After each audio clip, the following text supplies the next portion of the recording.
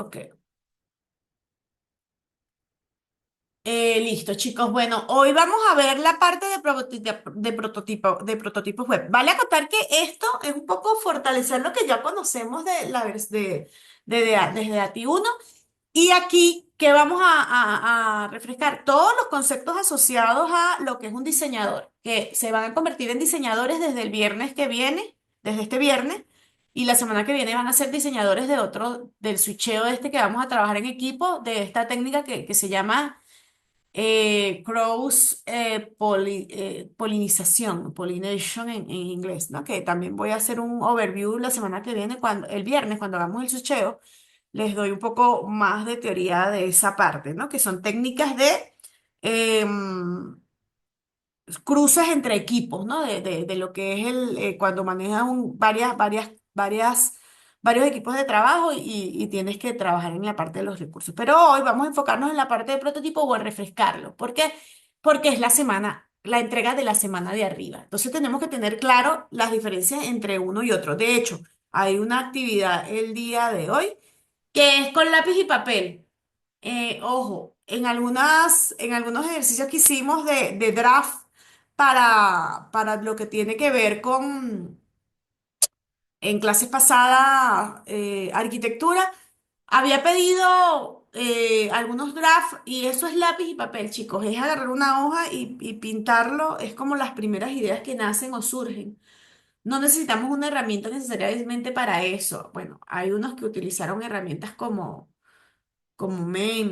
digamos, hay varias herramientas que utilizaron por allí, como Canvas, qué sé yo, pero en este caso vamos a trabajar con wireframe baja fidelidad en el ejercicio de hoy y la idea es que nuestros diseñadores trabajen la semana que viene al convertirse, ponerse esa cachucha en alta fidelidad. Eh, ¿Qué veremos? Entonces veremos un poco de arquitectura de información, los workflows, wireframe mockup, diseños de interfaces y prototipos, usabilidad web, patrones de diseño y aplicaciones web accesibles. En la arquitectura de la información, o a IA, que suena también a inteligencia artificial, pero es una sigla que se utiliza para arquitectura de información, se refiere a la estructuración y la organización de la información en un solo sistema. En este caso, en un sitio web, en una aplicación. Entendimos en ATI 1 y lo refrescamos la diferencia entre una página web, un sitio web y una aplicación, ¿no? Algo que nos permite interactuar. Que además el objetivo es que facilite la navegación y la búsqueda de información de ese usuario para mejorar su experiencia. Habíamos hablado de conceptos como UX y UX, de user experience y de interfaz de user y interface, ¿no? De interfaz. Entonces, ¿qué nos permite? Nos permite tener una estructura de contenido, manejar una jerarquía, clasificar categorizar el contenido que mostramos, nos permite manejar una navegación en base a un template que además ya nos permite diseñar las cosas más importantes como los menús, como los breadcrumbs, que son como esas huellas o migas de pan para mostrar la ubicación de un usuario en una página.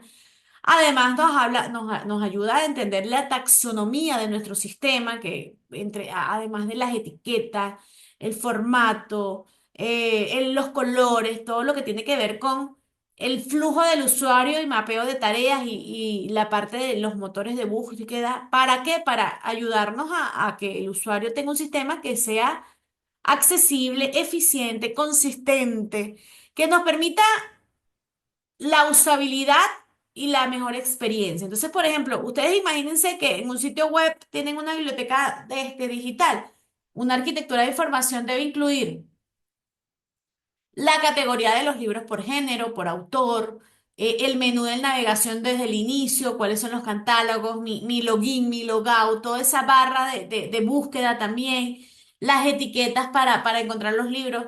En ese sentido, lo que son la definición de esa arquitectura de información, de esos frameworks con herramientas como un workflow, como un wireframes, como mockup o como prototipos, nos van a ayudar muchísimo a transmitir toda toda esta estructuración y organización de la información de mi sistema. Entonces, los workflows, en primera instancia, son flujos de trabajo. Flujos de trabajo los hemos visto para, para definición de flujos de trabajo, lo hemos visto para gestión de requisitos, por ejemplo. Un workflow es una serie de acciones o pasos consecutivos o cíclicos donde tú vas armando como una línea de actividades de que se van haciendo, que puede ser, por ejemplo, cuando nosotros utilizamos el ciclo de vida Scrum, hicimos un workflow para representarlo. Entonces, un workflow siempre es una herramienta útil para entender hacia dónde va la información. Se representan visualmente en relaciones de contenido con otro contenido y nos proporciona un mapa donde el usuario viaja. Además, es un trabajo de un buen arquitecto, es crear un flujo de trabajo para que nos permita tener la trazabilidad de los objetivos del usuario. Esto no significa trazar cada contingencia técnica o caso de ventaja, pero un flujo de usuario o proceso. De hecho, como les dije, hay incluso áreas de tecnologías que solo trabajan, digamos que su perfil, como es el caso de del magister en que trabajé, los product manager que tienen que ver con business, con business process, se encargan en general, uno de sus principales objetivos es armar los workflows de trabajo de la organización. Imagínense, ya no es solo de un sistema, sino organizacionales. Un workflow puede ser o representar actividades de un sistema como también actividades manuales. Entonces, un workflow nos ayuda a esclarecer. Un workflow nos ayuda a combinar con asociaciones de palabras. Es un rompecabezas que conecta puntos donde tenemos un inicio y un fin y podemos incluso tener acciones cíclicas de diferentes líneas y, por tanto, el objetivo de este diseño es minimizar los procesos a solo los necesarios y entender que tendremos un resultado final identificando correctamente los lugares en la interfaz del usuario. Nos va a ayudar a determinar dónde dedicar el tiempo y duración de un proceso de desarrollo. También nos ayuda a no ser redundantes al tener un workflow y pintarlo de manera adecuada. Nos va a permitir ver dónde hay repeticiones que a nivel de desarrollo también nos puede ayudar a entender qué es lo que se puede modulizar y reutilizar. Es clave en etapa inicial porque nos da una simplicidad que nos facilita la interacción rápida para ver las necesidades del cambio mientras trabajas en ciertas ideas. Un workflow nos ayuda a evaluar la experiencia de usuario porque podemos entender la cantidad de toques que debe realizar un usuario, la cantidad de transiciones entre páginas, porque nos ayuda es un mapa, nos ayuda a tener un mapa de navegación de alguna forma. Y existen herramientas como Midnote Pro y puedes usar solo papel y lápiz con líneas y trazos para describir un workflow. Entonces, eh, un workflow en este caso es un árbol de navegación. Aquí no se ve tan al detalle, podrían hacer zoom en el documento que está en el aula virtual, donde, bueno, vamos entrando a las opciones, si doy clic en un botón, si me voy hacia esta opción. Entonces eso nos va a ayudar, este mapa de navegación nos va a ayudar a entender cuántos clics, entre menos clics, una página es menos tediosa, es más sencilla, es más usable para un usuario final. Entonces, ese tipo de diagnóstico nos va a permitir el workflow identificar. Sé que han hecho mapas de navegación en otras asignaturas, no los voy a pedir en este proyecto.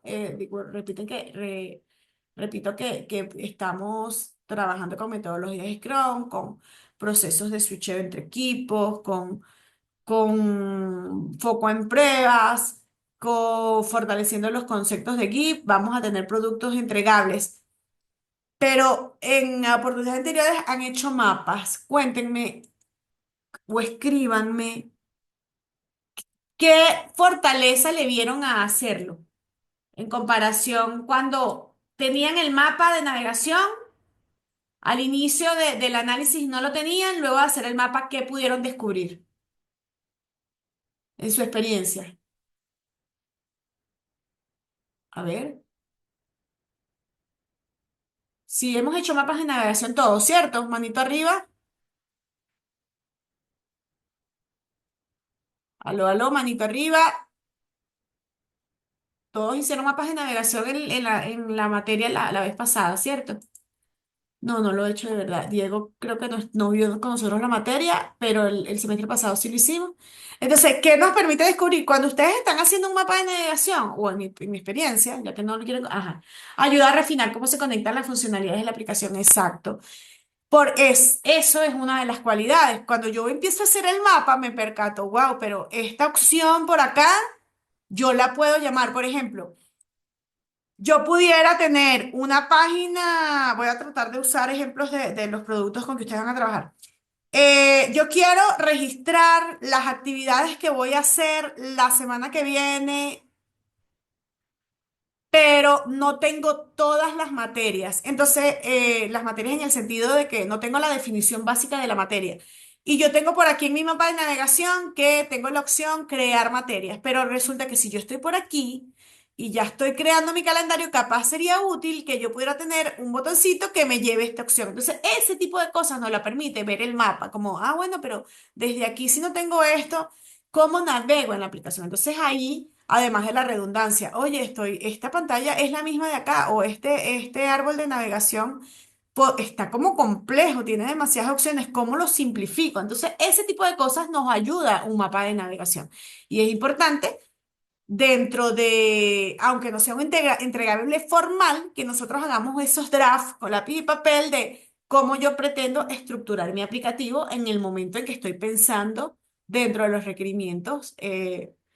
O el alcance general, el cómo voy a enfocar esa solución. ¿Ok? Luego de eso, más allá, tenemos los wireframes. Los wireframes, fíjense que es lo que vamos a diseñar, ¿no? Un wireframe es un boceto o un esquema visual básico de nuestra que muestra la estructura y la disposición de una página web en una aplicación. Puede tener detalles de diseño, gráficos o no gráficos, pero también puede ser baja fidelidad. Y su propósito es planificar el diseño y la funcionalidad antes de la creación del elemento. Un wireframe debe tener una estructura básica, debe incluir los bloques para representar los componentes como el encabezado, los botones, las imágenes, los textos, la jerarquía de la información, el menú, armar el menú. Bueno, este es de basado en mi mapa de navegación, yo ya tengo un menú armado. Muestra cómo se organiza esa información,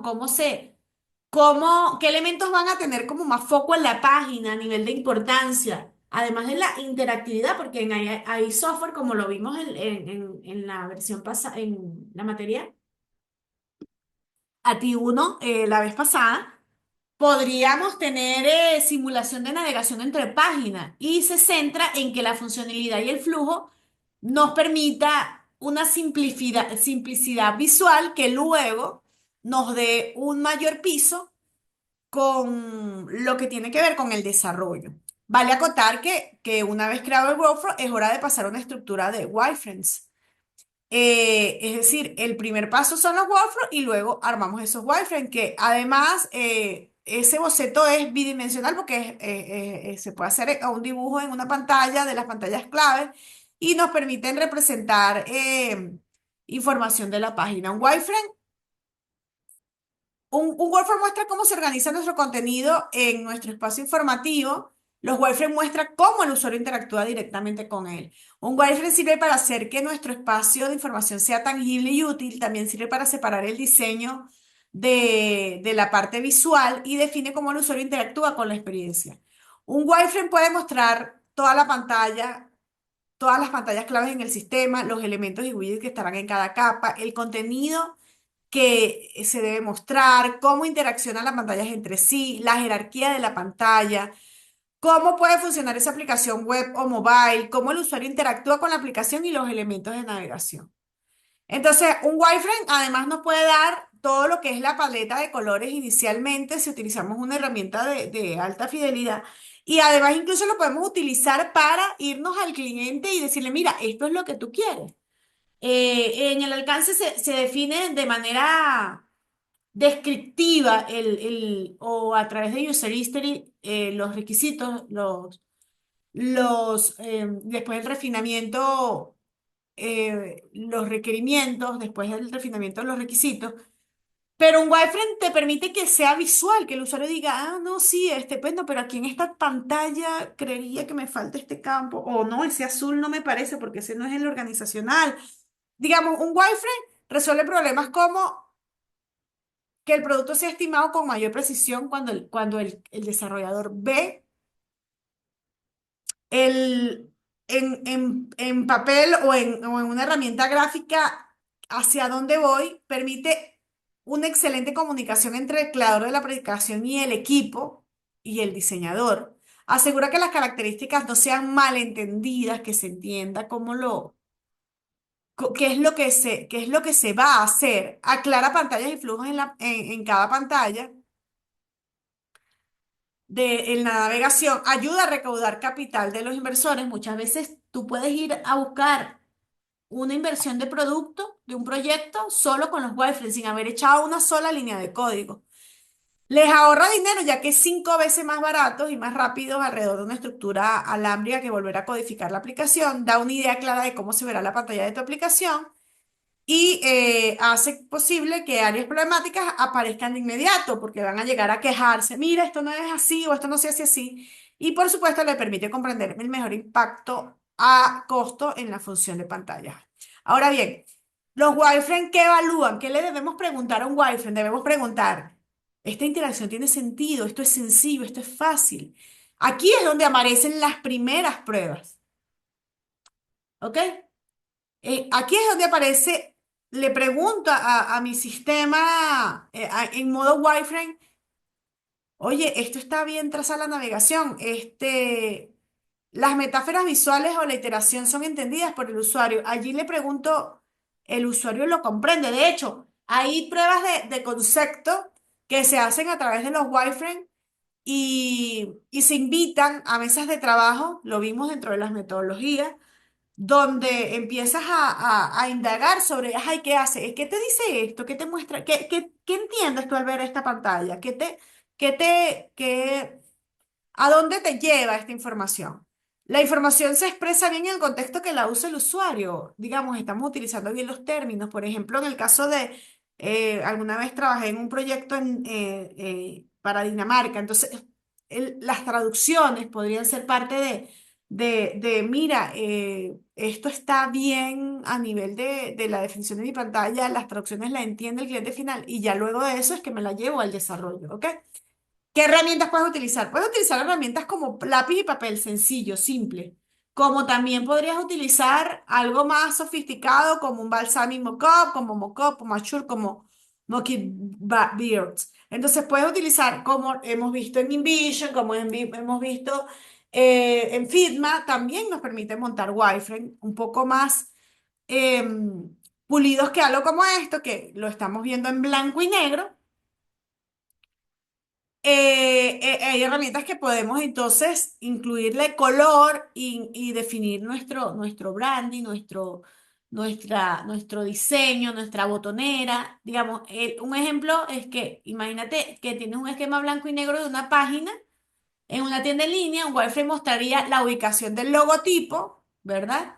La barra de búsqueda, si por la parte superior, la botonera o en este caso búsquedas de más videos.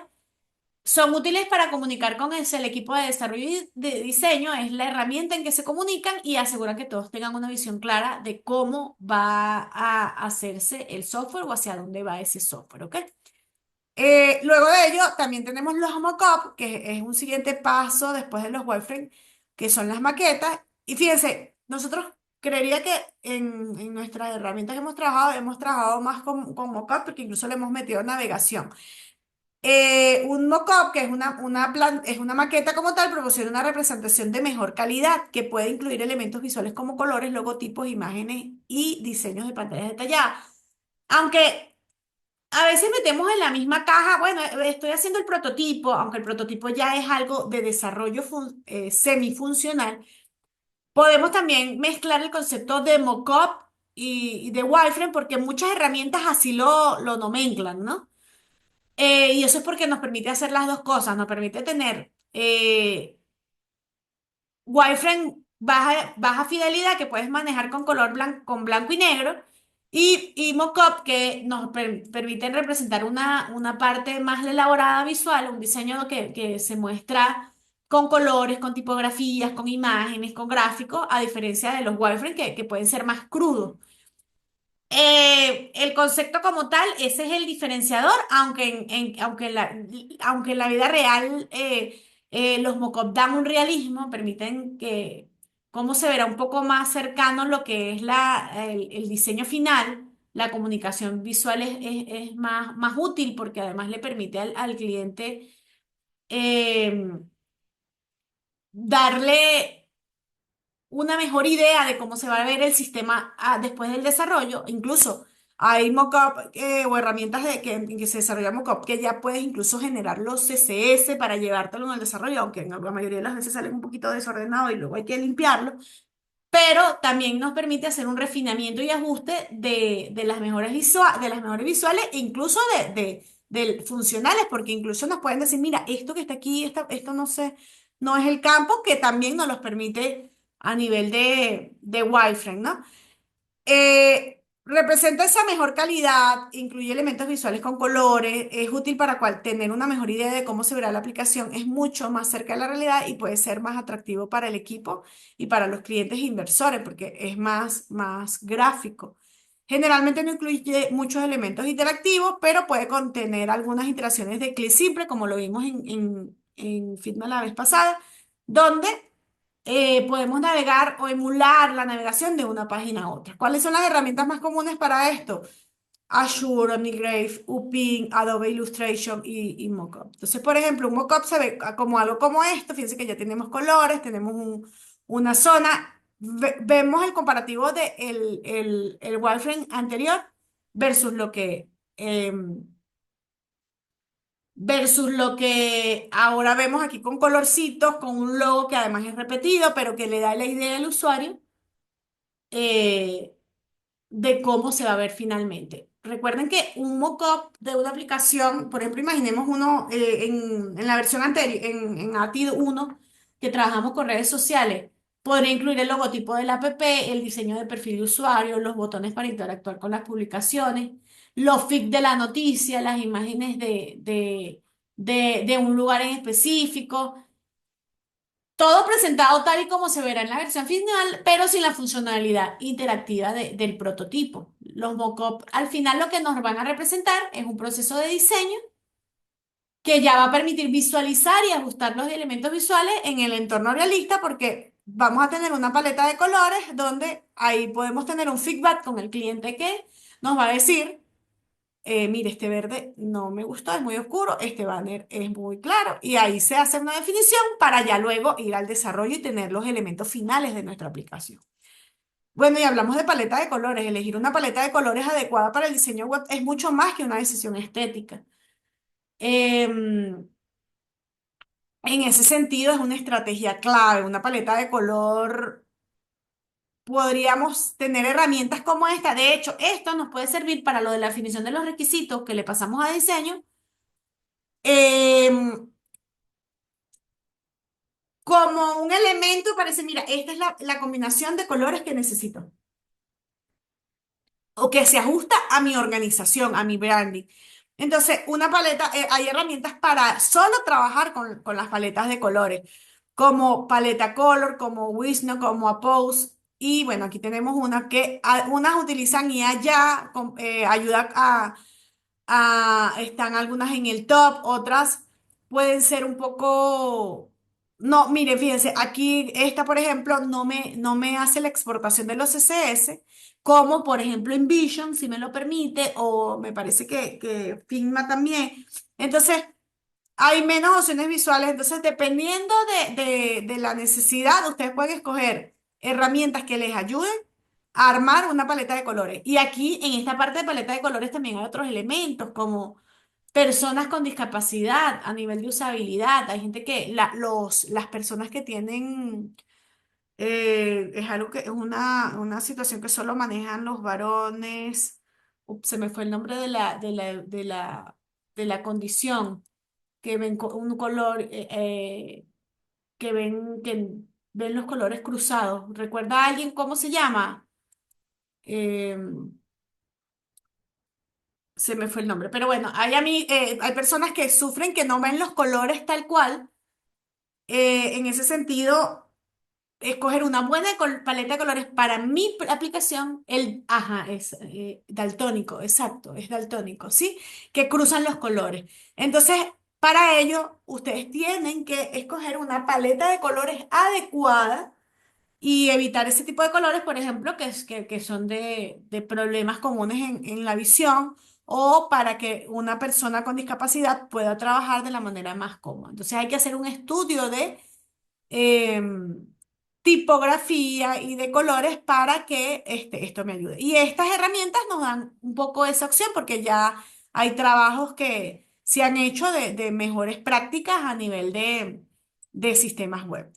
Ahora, vámonos con prototipos. Ya prototipos estamos hablando más allá incluso. Los wireframes y los mockups carecen de capacidad de comunicación e interacción más compleja, a menudo en sitios de experiencias móviles. Los prototipos son una versión de mayor fidelidad que los mock-up. Estos se muestran en un diseño de alta calidad, casi listos para producción. Se utilizan para mostrar claramente cómo se veía la aplicación y cómo funcionaría. Para todos los efectos pueden verse exactamente como el producto terminado y mostrarán muchas más características. Se pueden utilizar con el mismo software mencionando los mock-up o también se puede crear HTML utilizando framework. En el caso de los diseñadores de interfaz, en el diseño de interfaz y prototipo, siempre es una etapa crucial. Es una etapa que nos permite a nivel de aplicación darle ya una identidad a mi aplicación web. Esa fase permite además que los usuarios puedan interactuar con el producto. El diseño de una interfaz y eso incluye lo que es la parte visual del producto y cada uno de los elementos como los botones, los iconos, los menús nos pueden ayudar a que el usuario ya se familiarice con lo que va a venir, ¿no? Y sobre todo en metodologías ágiles es súper importante ir dándole los avances al usuario en diferentes entregables y los wireframes, los mockups, los prototipos son uno de ellos. Los prototipos son modelos preliminares que van a permitir probar y refinar la interfaz del usuario. Por ejemplo, ustedes pueden tener una aplicación y antes de lanzar su nueva aplicación, ustedes crean un prototipo para que la gente navegue y vea la usabilidad en un dispositivo móvil, agarrando, por ejemplo, ese prototipo y probándolo desde una aplicación, desde un dispositivo móvil, pues entonces, o en un monitor muy grande. En un sitio web le pueden ayudar a visualizar cómo se verá y cómo funcionará un sitio antes de codificarlo. Y cuando hablamos de prototipo, aunque pueden hacer HTML, que es una de las capas de la interfaz, y existen incluso dentro de los wireframe formas de manejar template que nos permitan armar prototipos. También herramientas como Figma, InVision, Shure, Street, Adobe XM y Balsamiq nos permiten armar páginas navegables, ¿ok? Que nos ayuda a crear no solo, por ejemplo, Figma nos ayuda a crear wireframes, maquetas y prototipos interactivos. La interactividad es lo que le genera el que pueda definirlo como un prototipo y la fidelidad de que pueda convertirse en una maqueta con colores, con incluso CSS ya estandarizado sobre el branding, reutilizable, le da la característica de que nos puede generar prototipo, aunque no sea con desarrollo de código, ya integrando mi lenguaje de programación y mi framework, ¿ok? InVision, de la misma manera, permite crear prototipos interactivos y realizar pruebas de usuario. Ofrece funciones de colaboración en tiempo real, donde tú puedes agarrar y en una pantalla colocar comentarios, dar tus observaciones, para trabajar en equipo. ¿Ok? Estas otras herramientas también son de uso de uso profesional, permiten animaciones, transiciones. En el caso de Adobe X, no he trabajado con ellas, pero según la documentación, al igual que InVision, Figma permite acciones interactivas y colaborativas. Balsami es un poco más sencilla y creo que es la que utilizan en HC, humano-computador, interacción. Y hay formas de manejarlo tipo wireframe, blanco y negro, ¿no? Entonces, para un prototipado rápido es importante permitir que al diseñador crear y ajustar rápidamente modelos y interfaz. Esto facilita la obtención de feedback y la realización de pruebas. Los prototipos visuales nos van a dar tanto viniendo de una maqueta, viniendo de un mock-up, o que es una maqueta, viniendo de un wireframe, ¿no? Eh, Igual nos dan esa interacción para poder entender al usuario final, que el usuario final nos entienda. La diferencia o el comparativo al final dentro de estas cuatro herramientas es que mientras el workflow se refiere a unos pasos que siguen una tarea y nos permite nos ayuda a armar de un mapa de navegación. eh, el wireframe nos ayuda a representarlo gráficamente, pero en baja fidelidad, ¿no? Definir la estructura y disposición de la página. Un mockup, por su lado, nos da más detalles sobre la parte de colores, fuentes de estilo y y ayuda a ver cómo se ve. Mientras que un prototipo nos da la interactividad, la navegación, nos permite probar la usabilidad y la experiencia del usuario. En todos los casos, tengo como dentro de mi entregable, de mi artefacto, eh, de lo que le voy a mostrar al usuario, estoy adelantando la familiarización con mi producto.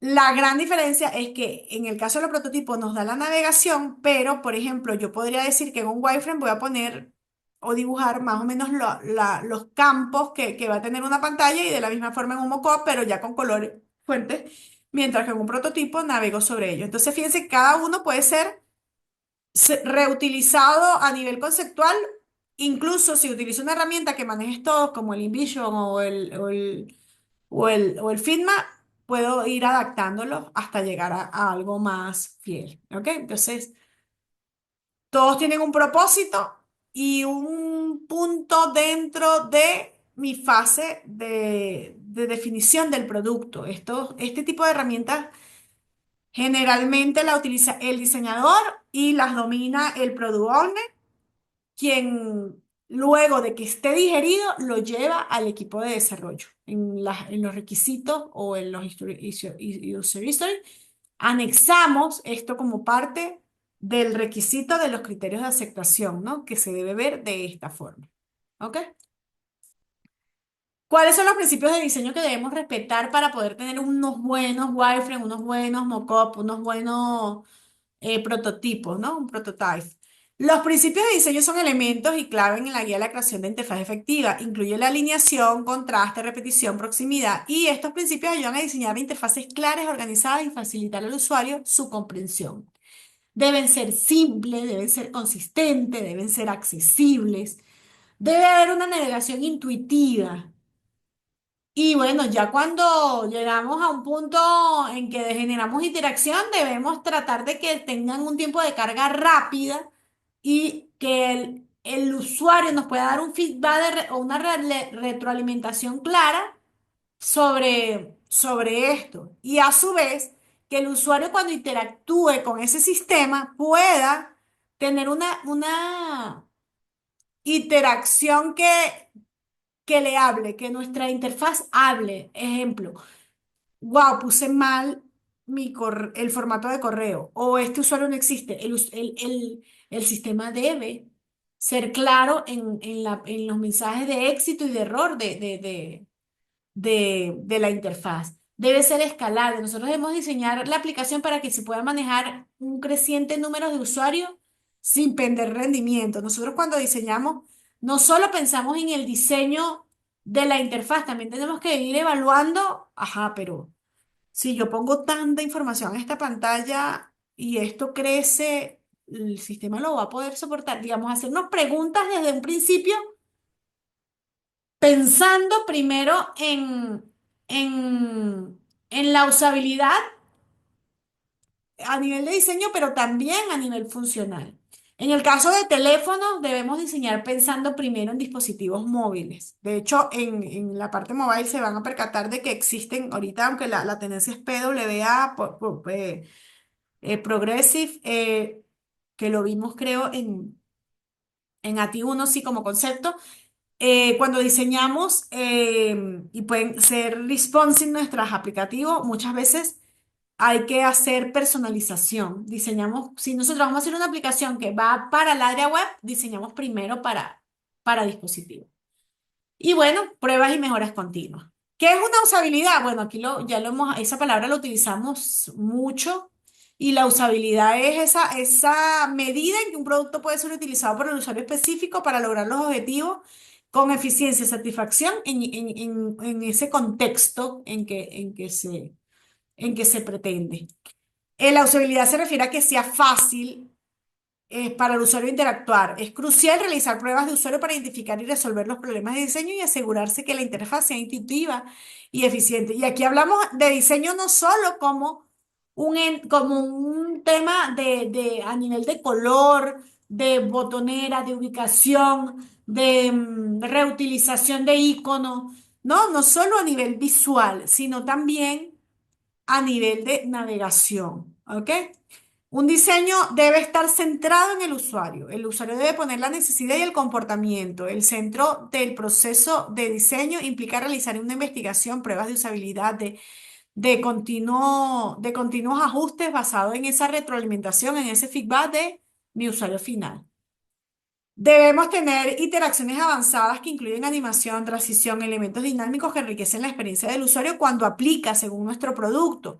Estas interacciones deben ser utilizadas de manera cuidadosa para no distraer, sino para guiar la mejor y mejorar la usabilidad de la aplicación, en particular cuando trabajamos con aplicaciones que tienen que ver con contenido a través de redes sociales o manejo de contenido interactivo, debemos ser cuidadosos con ese elemento. Debe ser una guía sin sobrecargarlo. ¿Cuál es la importancia de la usabilidad? La usabilidad es crucial para el éxito de la aplicación. Si ustedes diseñan una aplicación en la cual que no es usable, esa aplicación realmente va a tender a deprecarse de alguna manera. Para retener al cliente, ¿cuántos de ustedes han utilizado aplicaciones que de repente empiezan a usar y luego de un tiempo dicen, ay, nuestra aplicación no es fastidiosa, no me gusta y se cambian, digamos, así como por ejemplo, sobre todo cuando hay competencia, por ejemplo, un manejador de correo. ¿Cuáles manejadores de correos han utilizado y cuál es su favorito? O un browser que ustedes llegan y dicen, ay, bueno, tengo varios browsers, a mí me gusta más usar Firefox, a mí me gusta más usar Chrome. Es por eso, porque a nivel de usuario hay una comodidad con uno u otro. Entonces, al final de cuentas, ajá, por ejemplo, ahí tenemos un equipo, Gmail 4 Live. Entonces, ¿pero por qué llegó a esta decisión de utilizar Gmail 4 Live? Porque en algún momento, bueno, se fue por esa línea, hay otros manejadores de correo, pero ese es el que le hace sentir más cómodo. Entonces, para retener a mi cliente como desarrollador, debo entender que la usabilidad define mi diseñador en una pantalla ser una participación continua y debemos todos aportar para que esto aumente el rendimiento de nuestro negocio y las tasas de conversión. Todo suma cuando nosotros diseñamos una aplicación web. el trabajo en equipo, el entender claramente cómo la interfaz agrada o desagrada para usar mejoras en mi equipo. Entonces, los principios de diseño deben estar centrados en el usuario, que incluye la comprensión de la necesidad del usuario, el diseño interactivo, la accesibilidad.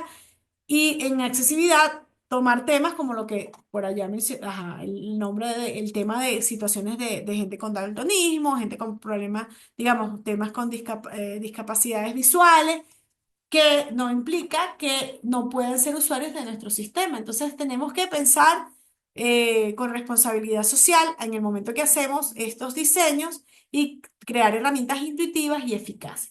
Existen herramientas como o metodologías que solo se tratan de diseño, de cómo trabajamos el diseño y la interacción con el usuario, UX y User Experience y UI. A nivel de interface, de interfaces, Atom es otra herramienta donde se representan es una metodología de diseño atómico que permite en la arquitectura web definir ideas sobre la interfaz, crear átomos como botones, etiquetas, entradas y luego moléculas para agrupar esos átomos y luego armar plantillas con esos componentes. Y eso también nos va a permitir a nivel de nosotros, de desarrolladores, armar librerías de diseño. Entonces se trabaja con esas librerías. Entonces, todo está previsto o hay muchas herramientas previstas y métodos para hacer este trabajo de llevar a cabo y considerar los principios de diseño. ¿Cómo evaluamos la usabilidad de un sistema? Bueno, evaluación a través de métodos cuantitativos, cualitativos, entrevistas, encuestas, pruebas A/B, métodos que ayudan a identificar áreas de mejora y diseño. Por ejemplo, ese seguimiento ocular, evaluar el área de interfaz donde se atrae más la atención, son herramientas. Entrevistas de profundidad, tener con mira, pero ¿qué tal la experiencia? Cuando navegaste en mi prototipo, encontraste las opciones del menú, donde, digamos, por ejemplo, lo que me pasó a mí con el Jira de la nueva versión, oye, ¿dónde está la opción donde configuro mi proyecto? Para que ya no sea Canva, sino Scrum. Digamos, ese tipo de cosas que de entreversión van cambiando, tal vez para el usuario pueden ser tediosas. Entonces nosotros tenemos que hacer estudios de campo, análisis de registro con los datos revisados, validar los clics y permanencia a través de estadística. Hay muchas formas de evaluar la usabilidad de un sistema. Ahora, pruebas con usuarios son esenciales para observar cómo interactúa el usuario con la aplicación. Estas pruebas proporcionan la información valiosa. Las pruebas A y B, también conocidas como las pruebas divididas, son una metodología que se utiliza para comparar dos versiones de una página web. Ustedes podrían, a nivel de usabilidad, tener una versión A, una versión B y decir, según la tasa de conversión y los clics, tiempos de permanencia, evaluar cuál ha sido más, digamos, que el usuario ha sentido esa user experience, ese diseño de interfaz ha sido más cómodo para ese usuario. ¿Y cómo funciona? Bueno, primero definimos las interfaces a nivel de un prototipo, que fíjense que no estamos hablando de desarrollo, estamos hablando de prototipos, donde se define una hipótesis de un cambio, de decir, bueno, este color tal vez va mejor para el botón de compra porque se ve más. Se crea esa variante, se hace una versión de control, que es la versión original, y luego la versión B con ese cambio. Luego se define una audiencia, tales personas, se recolectan los datos, se analizan los resultados y ahí tenemos un proceso en el cual estamos haciendo pruebas de usuarios de manera con un método para lograr que nuestro aplicativo cumpla las mejores condiciones, siendo promotores de la mejora continua, basada en datos para nuestra aplicación web, para nuestra aplicación. Las métricas de usabilidad son herramientas esenciales para medir el rendimiento de una aplicación web. Incluyen tasas de éxito, tiempo de tareas, eficiencia, satisfacción del usuario. y métricas que permiten identificar mejoras y evaluar el impacto de ese diseño. Entonces, la tasa de conversión es la que mide la cantidad de visitantes que completan una acción deseada. Como que si, por ejemplo, realizó la compra, suscribió un boletín, por ejemplo, ustedes manejan log en una aplicación. Ya estoy hablando de una aplicación después de desarrollada, después de que fue desarrollada. Se maneja una aplicación, se montó en producción, pero entonces tengo un site web de ventas, un Mercado Libre o hay una que está muy de moda para compra de ropa digamos, una aplicación web. Estas personas deben tener en su log métricas de conversión para ver cuántas personas empezaron a comprar y no terminaron de comprar. O se trataron de registrar y no se registraron. En base a eso, nosotros podemos tener estadísticas que nos llevan a, oye, esta métrica de usabilidad me está diciendo que está pasando tal vez algo acá en mi interfaz que no están llegando a terminar el workflow que definimos inicialmente. Entonces, ahí es donde empiezas a hacer análisis de mejora y retrospectiva, según el área de negocio. También las tasas de clic, por ejemplo, el número de clic de un enlace a otro, al número de veces que se muestra. Entonces, ahí ese tipo de cosas nos ayuda a entender cómo ya está funcionando luego de hacer unos estudios tipo A/B cuando ya tengo mi producto en producción, que puedo mejorar en el sistema. Ahora, ¿qué podemos identificar como problema? Así como tenemos bot dentro de nuestro aplicativo a nivel funcional, operativo, tenemos incidencia, lo mismo es, tenemos que identificar problemas de usabilidad que implican recolectar datos a través de pruebas de usuarios, encuestas, herramientas de análisis y comportamiento de feedback. En la gestión de proyectos y en la gestión de productos, en la gestión de requisitos que hemos estado viendo la semana pasada y para los cuales hemos utilizado herramientas como GitHub eh, eh, para, con Canvas a nivel de producto, de desarrollo, también debemos tener gestión de proyectos a nivel de lo que tiene que ver con el diseño de interfaz, que nos aseguren que todos los aspectos se siguen y se adecúen eh, a las necesidades. Implican establecer metas claras, adecuadamente claras, asignar roles, utilizar herramientas de gestión eh, como Jira y como otras, como Asana, para hacer ese seguimiento. Y bueno, se convertirán en improvement, en mejoras, o se convertirán en issue y tendremos eso en nuestro backlog, ¿no? Es como se traduce luego de hacer estos procesos. La colaboración en línea es esencial con herramientas como Trello, como Figma, como InVision. Nos va a permitir entender esa colaboración para poder darle feedback. Esa interacción y feedback debe ser continua en el producto y debe mejorar la experiencia y debe ir hacia el objetivo de mejorar la experiencia del usuario hasta que sea óptima. Esa implementación de mejoras se deben manejar a través de la metodología ágil y debe incluir todos los ajustes de diseño, de navegación, de funcionalidad, para luego hacer una prueba de postimplementación que nos lleva otra vez a las metodologías ágiles y a la retroalimentación. Estas pruebas nos van a permitir verificar si se resolvió el problema inicial o no, tener un feedback de la experiencia, volver a trabajar en esas estadísticas, volver a recoger esas métricas para poder ver si ya tenemos un resultado positivo del usuario.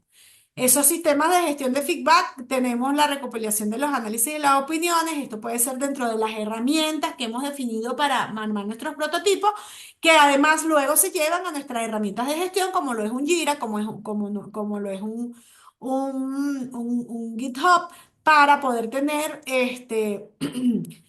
en algunos casos, ya procesar esos formularios de contactos y análisis y luego de ello llevarlo a las mejoras. También debemos tener claro que hay patrones de diseño que nos solucionan ciertas cosas y que, así como recuerdan mismos patrones de desarrollo, como bueno, sí, podemos ser creativos en el desarrollo, cada requerimiento es un mundo. Hay patrones de diseño también que nos ayudan con las interfaces para facilitar la comunicación. Hay recetas ya hechas, recetas de cocina. Y los principales objetivos de los patrones de diseño incluyen estandarizar la navegación y mejorar esa accesibilidad. Antes de encontrarnos con errores, veamos entonces o con problemas de usabilidad, con incidencia, veamos cuáles podrían ser esos patrones. Los patrones de navegación se centran que se mueven a través de una interfaz. Un ejemplo incluye menú, barras de desplazamiento, guías de usuarios y contenido. Patrones de contenido se refiere a cómo se presenta la información de una página. Patrones de contenido como tarjetas, listas y tablas. De hecho, herramientas como HTML5 nos traen librerías donde ya podemos armar muchos de esos patrones. Los patrones deben ser reutilizables, deben poder meterse en una librería de diseño. Por ejemplo, el formulario de registro es un patrón común de que incluye campos para el usuario que ingrese información y su cuenta y que después inicie su contraseña, digamos, o un autocompletar, es un patrón de diseño donde tú puedes completar cambios según a medida que el usuario escriba o un menú de navegación que vienen los botones al nivel lateral o al nivel lateral o en la parte superior o en el panel inferior para muchas aplicaciones mobile. La paginación es un patrón de diseño donde tú tienes listas largas y debes dividir el contenido que te ayuda no solo al performance de tu aplicación, sino también a que el usuario, aunque ahorita se utiliza mucho el scroll hacia abajo, donde vas cargando por segmento. Entonces, eso también forma parte de una estandarización de paginación y de patrones de iteración. Cargas de contenido a medida que el usuario se desplaza hacia abajo, eso se le llama la carga lazy o lazy loading, ¿no? Entonces, los CAR es una manera de presentar mi contenido, lo que son las tarjeticas o los modales de diálogo, los botones de llamadas de acción, cuando damos un feedback instantáneo a través de un pop-up. Todos esos son patrones de iteración y de diseño. Por ejemplo, un diseño de tarjeta sería algo como esto. Un patrón organiza información de bloques visuales, interacción del usuario para mostrar un contenido. Un menú desplegable, conocemos este tipo de menú que ponemos aquí lo que es el menú hamburguesa y abrimos eso hacia abajo. Este es muy típico en las interfaces. em, Mobile, pero dejamos los botones de una botonera fija en la parte principal. Su ventaja es que ahorra tiempo y espacio a la interfaz, una de sus grandes ventajas. Tenemos que los diseños deben ser adaptativos, aunque estemos diseñando para web, podría verse nuestro aplicativo en una página web o en una tablet o eh, validar si puede verse en otro tipo de teléfono, otro dispositivo. Los diseños responsive permiten la aplicación web que se adapte. Debemos ser consistentes en el diseño. Y aquí les estoy dando todos los ítems, muchos de ellos ya conocidos desde clases anteriores que debemos considerar como parámetros de evaluación o al revisar nuestro desarrollo de nuestro diseño como diseñadores. Debemos tener consistencia, debemos tener coherencia entre los colores y la tipografía, una identidad sólida. De hecho, eso viene de un branding de empresa en la mayoría de los casos. Debemos ser minimalistas, el diseño debe ser simple, debe ser funcional, evitar tener repeticiones y solo resaltar lo que realmente importa. Un diseño minimalista reduce elementos visuales innecesarios y se centra en lo que el usuario necesita para evitar que se abrume. Si tenemos iteración por voz, con el aumento de tecnología es factible, digamos, ahí en el caso del desarrollo de proyecto, no veo en este punto que lo vayamos a necesitar, pero se necesita elegir un API de voz que pueda manejar el reconocimiento de voz. Por ejemplo, en el caso de Google tenemos Speech2 o en Amazon a través de Node.js puedes configurarlo. Digamos, hay otros elementos de iteración que quiero que vean, no es solo visual, sino que también puede ser auditivo. Y en ese caso, el caso de videos, el caso de audios, en caso de que yo deba usar la cámara para tomarme una fotografía, por ejemplo, hay mucho registro actual que necesita fotografiar a las personas para tener una doble autenticación, hacen la verificación del rostro. Todas esas interacciones que son revolucionarias deben saber usarse en el momento adecuado. Existen otras mucho más avanzadas como la realidad aumentada o la realidad virtual. Los juegos utilizan este tipo, por ejemplo, Pokémon. No sé si alguno ha jugado Pokémon. En ese juego para móviles usas la cámara de teléfono para mostrar Pokémon en un entorno real del usuario. Por ejemplo, para la venta de apartamentos también puedes tener un proceso de interacción donde el usuario hace inmersión y camina por las propiedades. Entonces, estas son temas de diseño más modernos que deben usarse de manera, permiten experimentar sobre el producto y los servicios de manera inmersiva, pero deben utilizarse de manera adecuada según la necesidad de un producto. Conceptos de accesibilidad, y esto hablamos un poco de esto y tiene que ver con las personas que con discapacidades visuales. Ya nos falta poquito, señores, déjenme ver, creo que estoy fuera de tiempo. Sí, ya son las 32, 5 minutos y terminamos. Hay personas que deben implicar un diseño de contenido en línea de manera que pueda ser utilizado por cualquier persona, incluyendo con sus capacidades y limitaciones, personas con discapacidades. Los AL dentro del HTML para acceder. Accesibilidad se refiere a diseñar interfaces que sean usables para todos, incluso personas con discapacidades. Tener cuidado con los colores que se utilizan. Hay estudios asociados a eso. Empresas de desarrollo como Google, como Amazon, tienen guidelines para poder dar pautas sobre diseños asociados a estos temas. La accesibilidad garantiza que todas las personas puedan usar mi aplicación. Debemos tener responsabilidad social y el uso de colores de contrastes y textos alternativos para las imágenes y el teclado que formen un diseño inclusivo en nuestro software. La importancia de la accesibilidad, por supuesto, no es solo un derecho humano, también beneficia a las empresas porque amplías el alcance para personas de tercera edad. Y en ese sentido, es importante que lo consideren dentro del desarrollo. ¿Ok?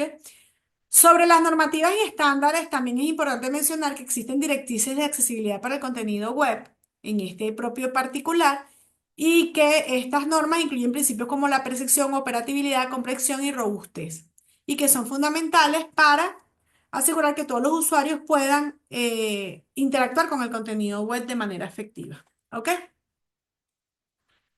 Los diseños deben ser inclusivos, implican utilizar colores y contrastes fuentes y legibles. ¿Ok?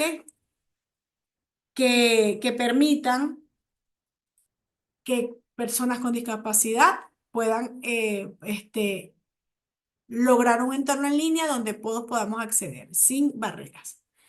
Existen pruebas propias de accesibilidad del mismo estilo de las AB, donde te contratas o buscas personas con ciertas limitaciones visuales o auditivas para poder probar tu software. Y existen numerosas herramientas que facilitan las herramientas de accesibilidad y herramientas que incluyen validadores para darle una mejor experiencia de usuario a personas con condiciones especiales. ¿Ok? Tenemos que seguir esas pautas para un diseño inclusivo. En fin, y en conclusión, las organizaciones tienen un contenido que facilita la organización de contenido para facilitar la navegación mejora la usabilidad, la secuencia en los pasos de desarrollo, la eficiencia. Debemos tener un boceto inicial del diseño, luego una visual diseñada detallada del diseño, comunicación clara para el producto final. Y debemos entender que debemos crear experiencias auditivas, pruebas y refinamiento antes del desarrollo. Existen herramientas en que nos podemos apoyar. Existe una realidad que a nivel de prototipo hay una evolución de realidad aumentada y realidad virtual que son herramientas que podemos en algún momento, con las cuales podemos en algún momento interactuar y debemos tener conocimiento general de ello. Debemos tener herramientas que nos ayuden a tener una navegación y un uso en el sitio y mejorar la satisfacción de retención. Existe forma hoy actualmente de hacer evaluaciones basadas en IA. Debemos tener soluciones consistentes para problemas comunes, interfaces intuitivas y debemos ser inclusivos en nuestros desarrollos, ampliando el alcance y teniendo un cumplimiento legal de nuestras aplicaciones, puesto que las tecnologías ya aseguran accesibilidad de manera automática. ¿Dudas hasta aquí? ¿Algo que no haya quedado claro sobre las pautas de cómo hago un checklist de usabilidad? Gráfico, visual.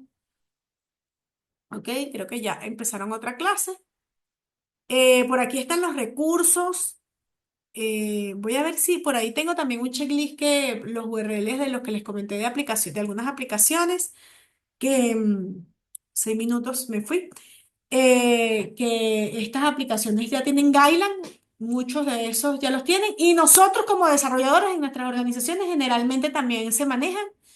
Entonces, bueno, chicos, con esto cerramos lo que es diseño y las pautas que ustedes como product owner en este momento pueden tener para evaluar a los equipos de desarrollos que harán el switcheo, ¿ok? Porque eso es parte de la experiencia. Los product owners, aunque los especialistas son diseño, pueden dar sus pautas como usuarios para que se logre los objetivos del requisito. Entonces, de eso vamos a hablar un poco en este proceso de switcheo, scrolling, de crowdsourcing, quise decir, para formar parte de lo que es la evaluación de cada uno de los entregables. Cada equipo va a participar en esa evaluación de su equipo par, ¿ok? Basado en esto. Entonces, esta parte del prototipo nos da las pautas para recibir nuestros wireframes y diseñar nuestros wireframes. Feliz día y gracias a todos por estar en la clase.